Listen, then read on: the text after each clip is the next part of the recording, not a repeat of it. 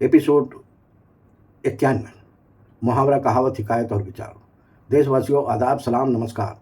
मैं इस्माइल बाटलीवाला आप सभी का दिल से स्वागत करता हूं हमारे 91वें एपिसोड में। आज हम एक बहुत ही मज़ेदार और रोज़मर्रा में बोला जाने वाला मुहावरा समझेंगे। पेट में चूहे कूदते हैं।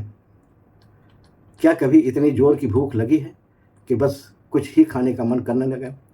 पेट खाली हो, खाने की खुशबू आ रही हो और इंतज़ार बिल्कुल ना हो, तब लोग हंसते हुए कहते हैं पेट में चूहे कूद रहे हैं। आखिर पेट में चूहे क्यों कूदते हैं? जब बहुत ज़्यादा भूख लगती है तो पेट में अजीब सी हलचल महसूस होती है। ऐसा लगता है मानो पेट के अंदर कुछ उछल कूद मच रहा है। इसी एहसास को मज़ेदार अंदाज में कहा जाता है कि पेट में चूहे कूद रहे हैं। ये मुहावरा हमारे रोज़मर्रा की ज़िंदगी का हिस्सा है। स्कूल से लौटते बच्चे, ऑफिस से थके लोग या रोज़ा खुलने के इंतज़ार में जब भूख हद से ज़्यादा बढ़ जाए तो अक्सर यही कहा जाता है कि अब तो पेट में चूहे कूद रहे हैं। इस मुहावरे का मतलब क्या है? बहुत ज़्यादा भूख लगना, यानी पेट खाली हो, भूख बहुत तेज़ लगी हो।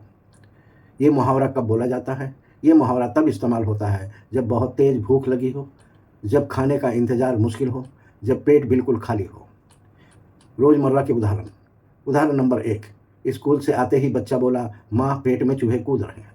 उदाहरण नंबर 2, ऑफिस से लौटकर आदमी सीधे खाना मांगे। उदाहरण नंबर 3, इफ्तार से पहले रोज़ादार को बहुत भूख लगना।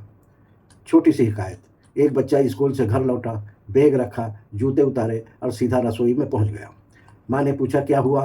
बच्चा बोला, माँ जल्दी खाने दो, पेट में चूहे कूद रहे हैं। माँ हंस पड़ी और तुरंत गरम गरम खाना परोस दिया। सीख। भूख इंसान की सबसे सच्ची ज़रूरत है। जिसे भूख की कीमत पता हो वही रोटी की कदर समझता है।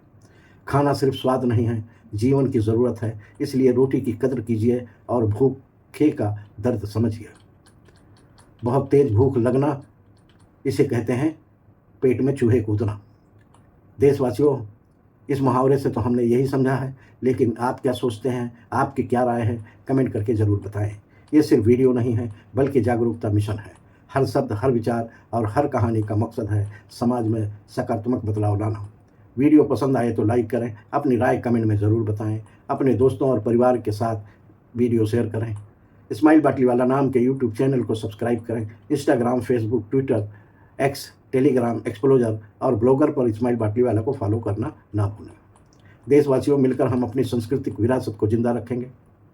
कल शाम 7 बजे हम फिर मिलेंगे एक नई कहावत, नई हिकायत और नई सीख के साथ।